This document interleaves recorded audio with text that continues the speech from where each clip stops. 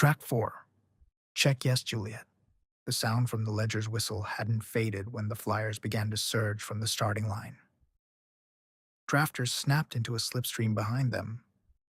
Rangers fanned to the flanks, eyes scanning the other divisions. Wanderers held each other's pulses like a lifeline, a single engine breathing as one. Jet started smooth, a glide to feel the pull. His body found its gear, arms slicing, lungs open. The crowd's noise fell away. Only cadence remained. At the rear, the Wanderer's chain continued to pulse with a chant. An orange-lit girl with a prosthetic leg clipped a heel and stuttered. 3 hands caught her, steadied, and fed her back into the machine before the garden could even notice. The recovery cost them synergy they couldn't afford if the ground decided to open up. Even though an unraveling hadn't happened in over a generation, this was still the Crucible after all. The ledger, on top of his running keeper, was still ahead of the pack, tracking the strides of every child. Miles was still ahead, a shape cut from firelight and motion, his keeper just behind. Their pace was flawless. The garden seemed to embrace him, petals folded to clear his path. Every child knew his look, the red stallion with the green wrist, thunder and stride with his family's number on his back. Jet saw it and something inside him cracked open. Not envy, but hunger. And it was feeding off of the soil like it never had before. Hitting a level he didn't know he had. Like his restless legs gave way to weightless. He'd found an old gear that couldn't be taught, the kind that ends up burning you for believing. He felt lighter today. He surged again. The roar of souls filled the garden and lights flashed on their wrists. Rangers flared out on the left flank, throwing palms high to signal a clear line as they ran.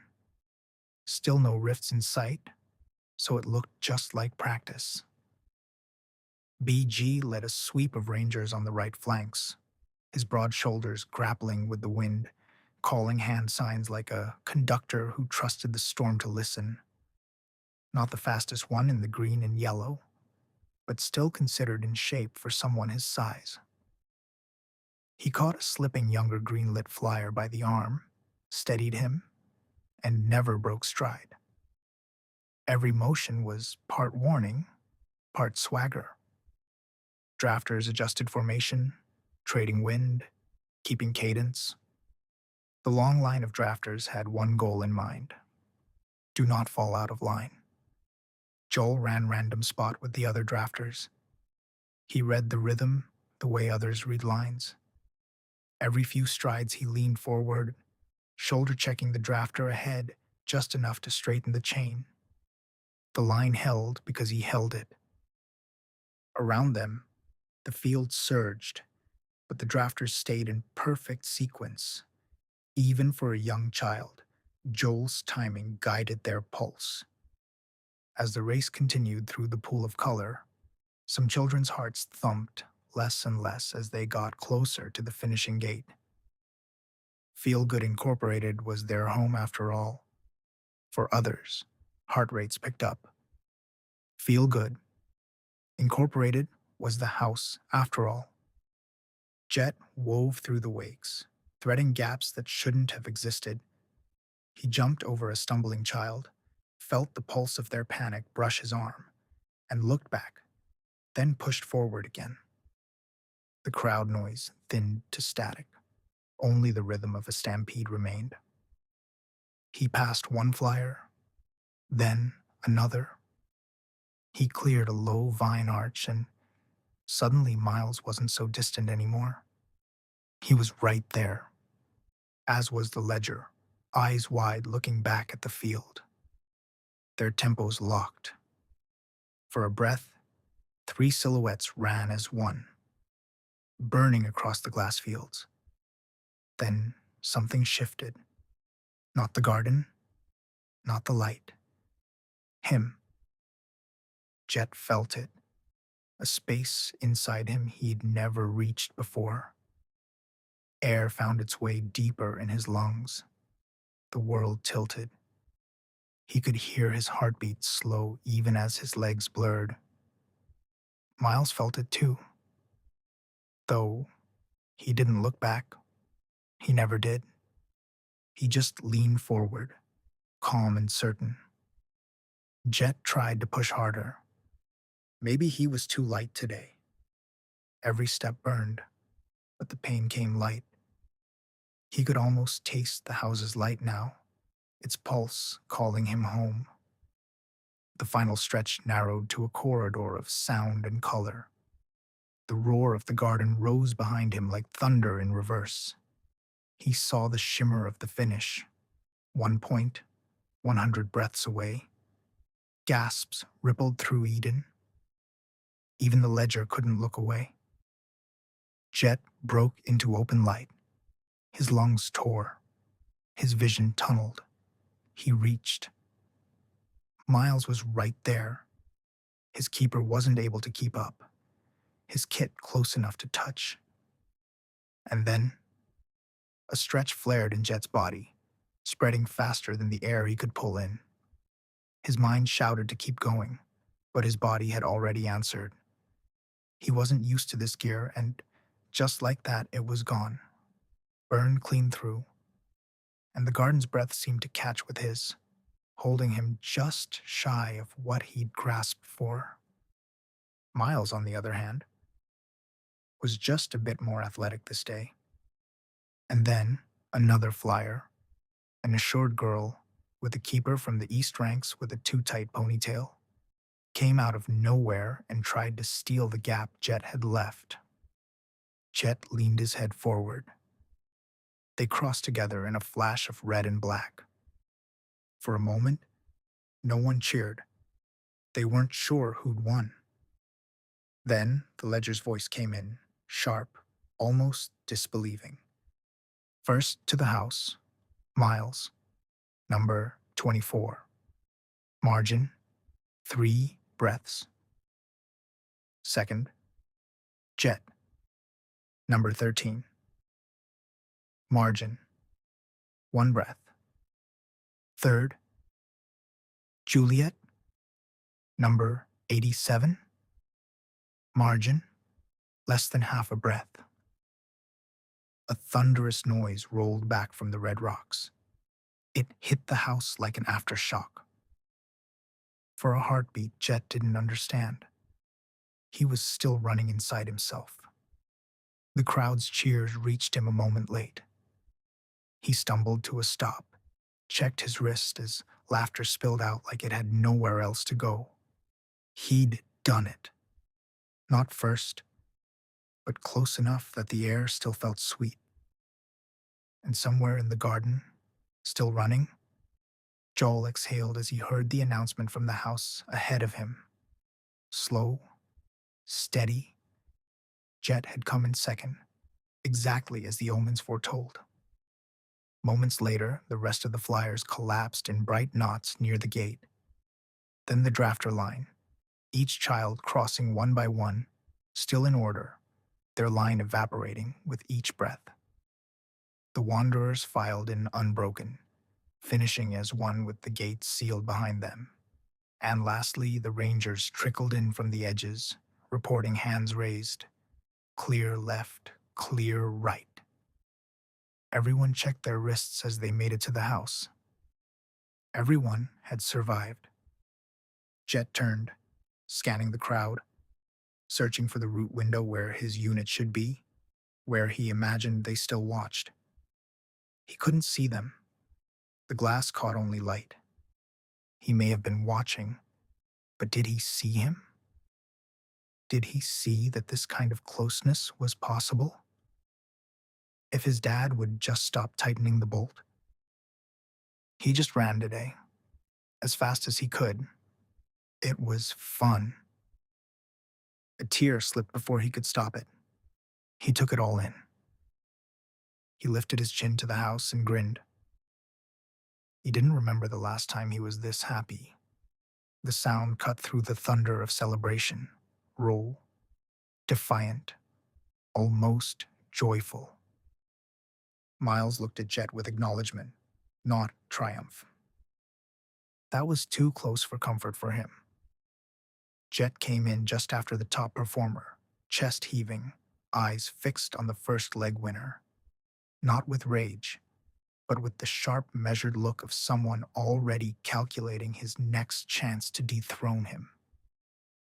If he had come that close, he could surely continue the momentum into Q2. Cheers rolled around Miles as the blue-lit caretakers nearest to the edge of the garden and others who had finished behind him moved in, welcoming the four-time leg winner. Hands clapped his back. Voices shouted his name. Red Stallion. Jet didn't speak, just wiped the sweat from his brow, nodded once at Miles, who was being swarmed by a number of onlookers. His blue-lit parents, a medic and a caretaker, gazed upon their son with pride from a distance, allowing the crowd its time with the winner of the first leg, as well as a flyer girl with a green light who was giving him some extra attention as well.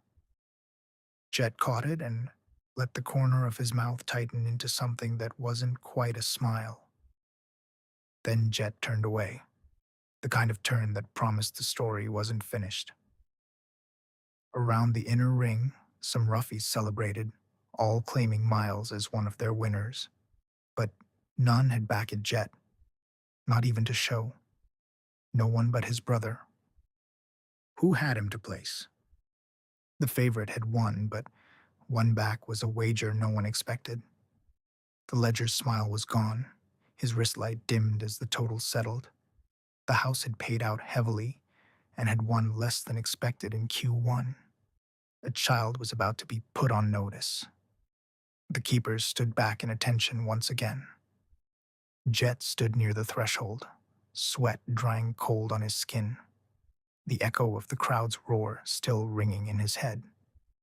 The air inside the fray truly felt lighter. He felt even lighter than he did before the race had started. He was finally home.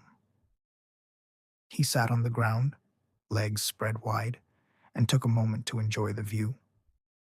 Joel didn't pause beside him when he finished. He cut straight toward the only gray light in Eden. The ledger was already closing the register glow on his wrist, muttering to himself as credits shifted and folded into data streams. Joel waited. When the ledger looked up, the boy stared and didn't flinch. Well? The ledger raised a brow. So you finally win one. With a full back on the little one, no less. Wasn't much for a roughie's wager, but still, it was a full back. That little one just placed in the Q1 Crucible. Joel corrected. He kept his tone steady, but a pulse flickered in his throat. A lot of mouth for a fluke. Jet caught the tail end as he got off the ground and approached the two, confused. What's going on? Just the one I wanted to see. The ledger said, apparently this drafter is some sort of sorcerer. The odds didn't even have you making the cut. I know you flashed in the pan before, but nothing like this. Your brother finally stops backing you to win it and then instead wagers a full back on you to place. He rewrote the math, and it's not adding up. Jet was furious, shaking his head. Are you serious, Joel? A full back? What the fuck were you thinking? Joel's tone stayed even. It was never a doubt. Jet couldn't believe what his brother had risked. The ledger's expression softened into something like respect. I like you, kid. And now the house is gonna like you too. He logged the payout, light flashing once across his wrist. Credits transferred to the both of you. They'll show in a second. For the record. For the record, Joel echoed. Joel waited for his share and nodded once to his brother. Maybe start saving your credits for yourself. We made the house blink today. And what about our unit's light? Did you forget about them? Jet asked, mouth crooked. Joel started toward the inner gate. I already told you. Bianca won't be there much longer. And it's not your problem anyway. You don't have to be the fixer right now. Just enjoy being back home. Jet hated when he was right, but refused to admit it to him. As he watched his little brother go, he saw Joel's wrist change from red to orange like it was automatic.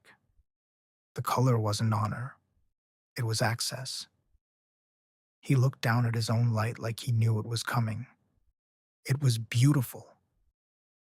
But before he could react, a familiar voice cut through the crowd.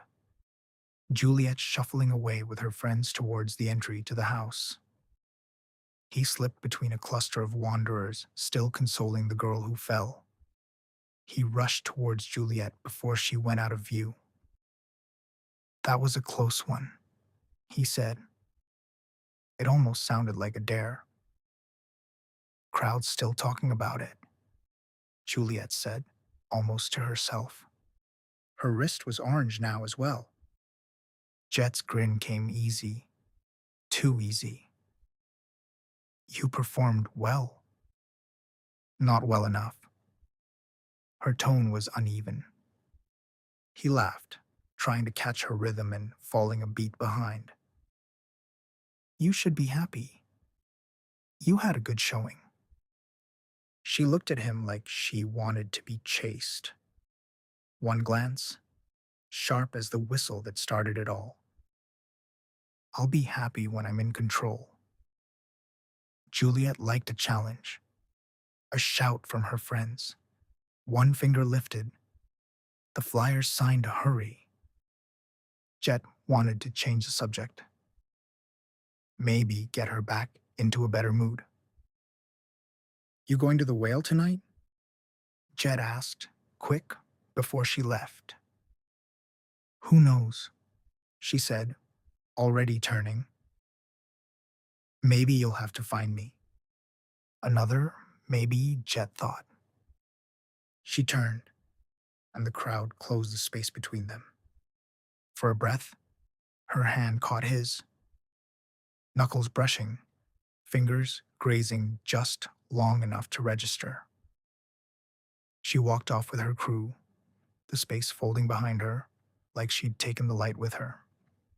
Jet watched her go, grin lingering out of habit, but wondering why the moment felt like a loss he couldn't place.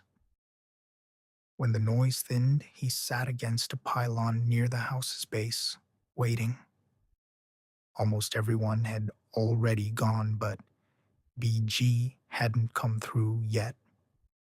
Jet shifted his weight, heel to toe, feeling the seams give under him. His right shoe split a little wider with every flex. Threads he'd stitched himself, thin and uneven, but had started to fray again. He pressed the sole back into place with his thumb, held it there, then let it go. It peeled apart anyway.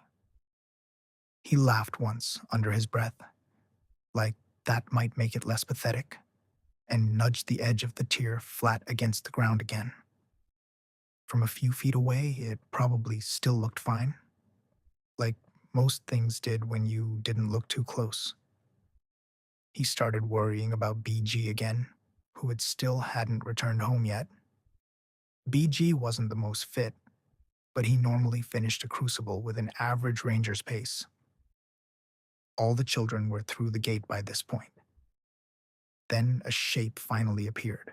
Tall, broad, a figure that was half carrying, half dragging someone smaller. A fellow red light.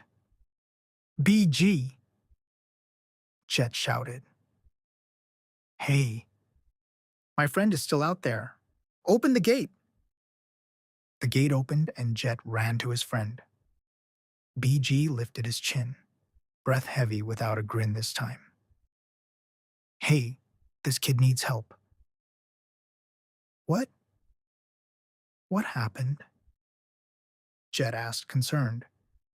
BG adjusted the young contributor against his shoulder. He was a drafter by uniform, pale and shaking, and then BG dropped to a knee and let him slide off faster than he should have. The child stumbled on landing, palms scraping stone, breath tearing out of him. BG was already turning his head, scanning the garden. I found him in the middle of the garden, flat on his back, out of cadence. Lucky I spotted him before anything else did. The boy's head shook, eyes glassy but alive. So, what do we do? Jet said, moving beside him. Medic? BG yelled into the air. Two blue-lit medics saw them cross from afar and were already rushing over. One of them slowed when they reached BG. Not to check the boy, just long enough to really look at him. Somewhere behind them, another ranger lifted their wrist and didn't lower it right away. He said the ground just gave out under him, swore it just opened. One of the medics looked at Jet and smiled. Jet smiled back. But there was no time for pleasantries. Jet and BG took a deep breath. Jet frowned as he finally registered what just happened. What the hell was that? Was it a rift? BG shook his head. Didn't see one. Checked the spot. Nothing. Whole stretch looked solid. Maybe just stepped in a divot and fear got to him. He exhaled, watching the boy get picked up by the med team. Still, I don't like it. The garden's been asleep for too long. He wiped his hands on his kit, eyes still on the medics. Couldn't leave him, he said. Not before Q2. Jet wasn't listening. He just watched the boy disappear into the medic's wing. We haven't had an unraveling in how long? It's fine. You probably just got nervous being out there too long. No, BG said, eyes narrowing toward the garden. I don't know. He shook his head. Something's off. I can feel it, but I'm fine. Trust me. BG stared into the garden for a half second to catch his breath.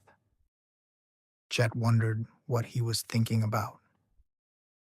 BG didn't move. Then, he turned and clapped Jet's shoulder, a grin finally returning. Anyway, he exhaled, then looked to Jet. Hey, you placed, didn't you? Said BG. Let's go, B. That's huge for the rest of the race. The curator himself probably smiled. BG said with pride. Yeah, thanks, B, Jet said, though his gaze drifted back toward the garden beyond. Maybe he did. BG lowered his head, watching him a moment. So, what are you doing with your share of the winnings? Jet didn't answer, but his eyes dipped down. BG's grin turned to a frown. You're really gonna do it, huh? Jet didn't respond. Those are your credits. You don't have to if you really don't want to. He paused, lowering his voice. Jet didn't want to say anything. He always knew what he'd have to do if he ever earned this many credits. Still trying to fix things, I see. Remember, the light won't stay on forever? No, I know, Jet replied softly. Can you at least tell me there will be some left over to have some fun tonight? BG said, with a smile only he could produce. That broke the quiet. Jet looked down at his feet and smiled. We'll see what I can do. Well, all right then, BG said, clapping his friend's back again. The garden's petals still continued to fall around them, like snow, as the warmth of the fray welcomed them home.